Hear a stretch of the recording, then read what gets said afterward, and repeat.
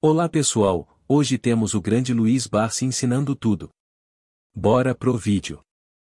Seu Barsi, a gente sabe que hoje no mercado nós temos aí um excesso de informação, né?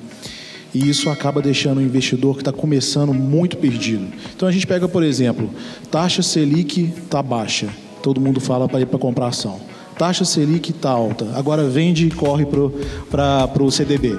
Né? Então a gente vê essa gangorra, né, constante acontecendo, aonde quem ganha dinheiro, como o senhor fala, é sempre o banco, né, o assessor, e o investidor vai ficando cada vez mais pobre com esse giro constante de acordo com a maré do mercado. Né? E aqui a gente tem hoje vários convidados também que estão começando a investir, e pegando esse gancho na pergunta do Jorge Rezende, ele fala o seguinte: como que eles se atêm a uma estratégia, né? Com tanta informação, tanto ruído, como que ele começa a escolher empresas inicialmente para viver de dividendo? Qual que é o ponto principal, né, que ele deve buscar para escolher, para ele iniciar? Né? Ficar longe, talvez, desses ruídos, dessas informações, acreditar em alguma coisa, se ater à estratégia? O que o senhor recomenda? Bom, eu acabei de dar um exemplo agora aqui, que você não precisa esperar um ano para ganhar 10%, tá certo? Você pode ganhar 10% em 15 dias, um mês. O problema é você começar bem. Para começar bem, você precisa estar bem orientado, tá certo? Eu, por exemplo, muitas pessoas perguntam por que eu não aplico na renda fixa. É porque a renda fixa eu uso, tá entendendo? A renda fixa é um instrumento sobre o qual me permite a não ter o dinheiro embaixo do colchão. Então eu tenho que colocar em algum lugar, tá certo? Então eu fico com esse dinheiro reservado para quando as empresas que eu tenho a condição de comprar ou que fazem parte da minha carteira tiverem o quê? Tiverem o preço recomendável, tá bom? Então eu acho o seguinte, eu acho que não é muito difícil, ou não precisa ter muita cultura para interpretar o seguinte: a renda fixa, ela, além de não gerar riqueza para o país, ela não corrige satisfatoriamente o nosso dinheiro, porque no meu interpretar, no meu entender, na minha avaliação, a inflação não é essa que nos é divulgada. Eu não sei se tem alguém aqui que acredita que a inflação é 2%, 3%, tá certo? Aquele que acredita que a inflação é 2%, 3%, ele nunca vai prosperar. Ele precisa ter o quê? Precisa buscar fontes que possam lhe proporcionar um resultado melhor. E dificilmente você vai ter algum investimento que não as ações que possam te proporcionar essa majoração. Então a renda fixa eu uso e não invisto e nem aplico, eu uso, é diferente. Agora, não precisa ser muito culto também para interpretar o seguinte: essa renda fixa, que ela é resultante dos números fornecidos pelas autoridades, de que há uma intenção e uma pressão bastante forte para que esses números caiam, tá certo? É bastante possível, muito provável, que esses números venham a cair. Por quê? Porque existe uma pressão muito forte.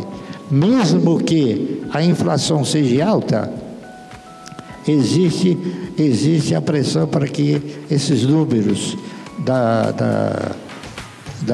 taxa de juros caia. E esses números da taxa de juros, eles são influenciadores. Não há dúvida nenhuma que a hora que esses juros baixar, as ações vão se constituir novamente numa opção melhor do que agora para esses desavisados, tá certo?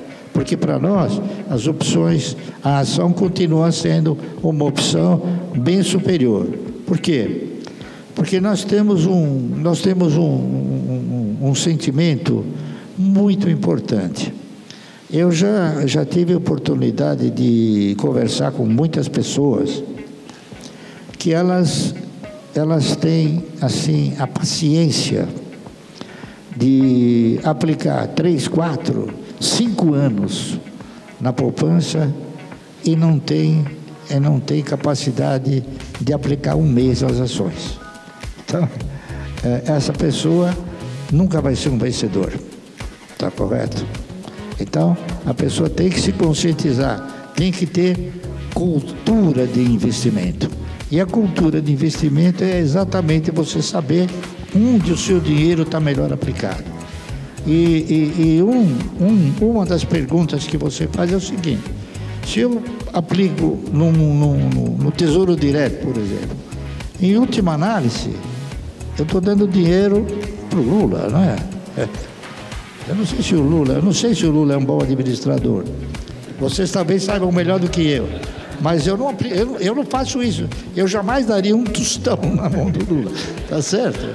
Então, por exemplo, eu dou na mão do Walter Schaca, eu dou na mão do Pedro Ivo, tá certo? Eu dou na mão do Bertoncini. Enfim, eu dou na mão dessas pessoas que efetivamente eles vão e eles têm a obrigação de remunerar esses investimentos. Tá correto? Então, renda fixa eu uso, não aplico.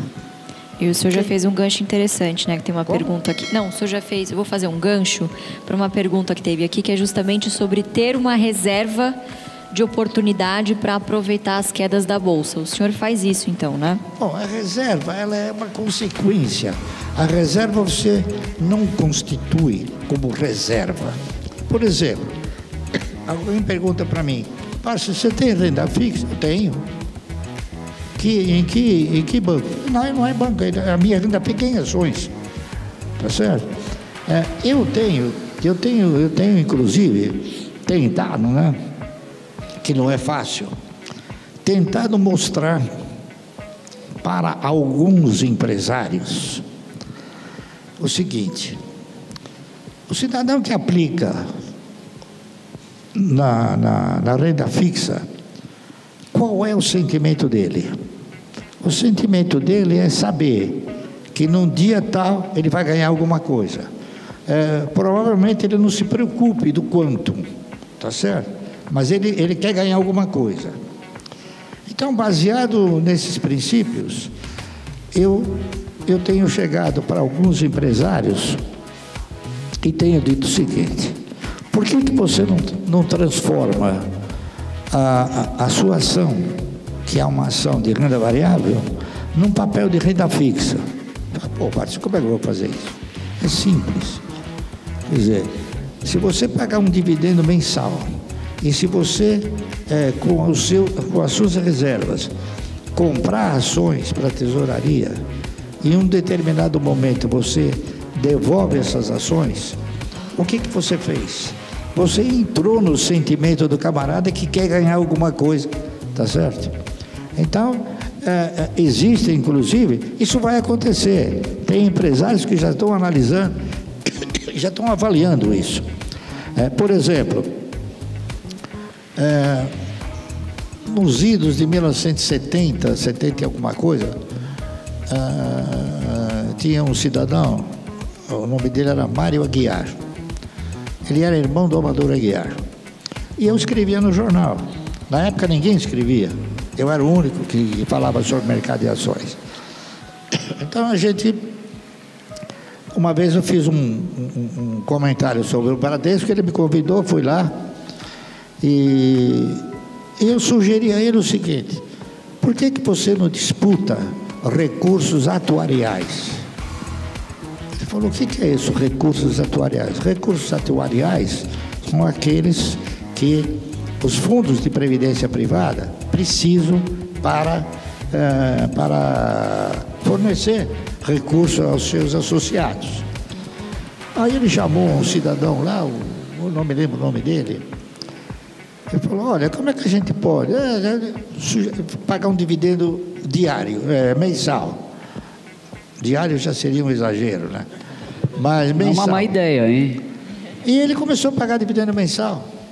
Então, ele se conscientizou e agiu com esperteza suficiente para mostrar que se você proporcionar aos fundos de previdência privada a possibilidade de eles terem um retorno mensal, os demais fundos vão comprar ações da sua empresa.